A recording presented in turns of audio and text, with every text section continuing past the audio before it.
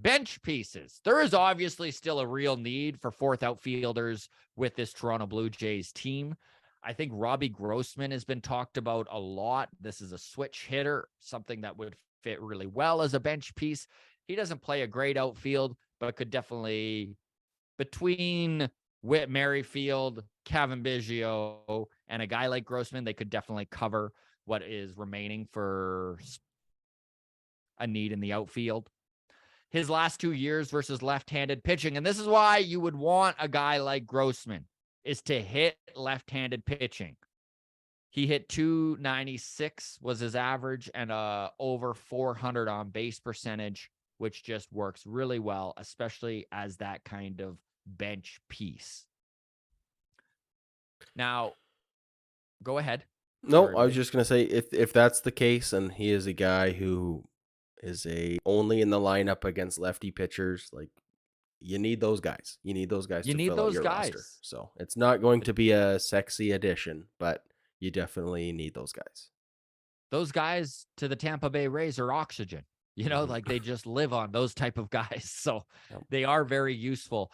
Going the other way, the only thing I don't like about Andrew McCutcheon is that he is a right-handed hitter, but honestly, he would be such an incredible add to this organization. I really do like Andrew McCutcheon. I think that in 2016, it was stated that this front office took a real run at him, which is the same front office we're currently under. This is after the Anthopoulos regime change. So this was Shapiro and Atkins that were in touch with the McCutcheon camp. So there is a little bit of history there. He's 36 years old, but Adam, he still is in the 90th percentile for sprint speed. Wow. Like that's wild at 36 years old. So he's still an incredible defender. He's still an incredible base runner. Have you got his numbers up by chance? Yeah. So obviously, this is former MVP Andrew McCutcheon. We're talking about At the end of his career, yes. top 5 MVP votes from 2012 to 2015. Silver Sluggers, Gold Glove Award. This is someone who last season at the age 35 with the Brewers, for the first time in his career, had an OPS plus below 100. So 100 is the average across the league for anybody not familiar with OPS plus. Um, like you said, still in the 90th percentile for speed. This is a guy, like you said, he's not left-handed. What is he?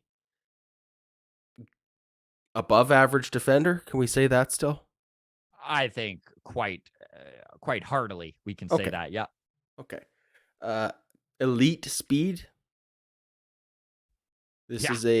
is a new rules MLB in 2023, bigger bases, Mm-hmm. pickoff move restrictions. This is the perfect replacement for a Bradley Zimmer, in my Oh, opinion. Like this is the fifth outfielder you want that you can put in the to pinch run in the eighth inning of any baseball game and not feel like you're just setting it at bat on fire if it does go that way in the ninth or into he's going to extras. run into some too. He still has power. He had 17 dingers last year, Yep. and he's going to play. Like the big thing is, can you convince Andrew McCutcheon to come in as that fourth outfielder, to be that more of a bench role player?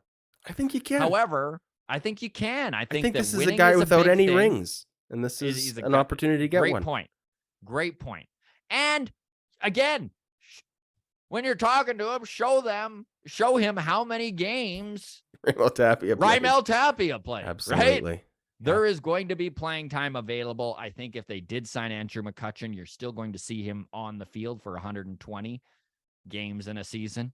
I Sure. think he's an excellent option off the bench for defensive reinforcements. If you've got some sort of weird outfield alignment where, let's say, Biggio's getting a start out there, I think that on top of all of this, yes, the only detractor is that he's a right-handed bat, but he also hits lefties fine.